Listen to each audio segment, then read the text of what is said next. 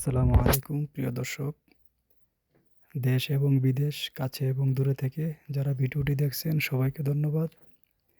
আজকে আমরা চলে আসলাম সৌদি আরবের খুব সুন্দর একটি পাহাড়ে। পাহাড়টি আসলে অনেক সুন্দর, আপনাদের কাছেও ভালো লাগবে, ভিডিওটি দেখেন। আর তাছাড়া এখন সৌদি আরবে প্রচণ্ড গরম পড়ছে। আমি আছি আবা শহর, আমার এখানে মোটামুটি ঠান্ডাই, মানে এতটা গরম না, অন্য জায়গার তুলনায় অনেকটা গরম কম। তো ভিডিওটির সাথে থাকার জন্য সবাইকে ধন্যবাদ।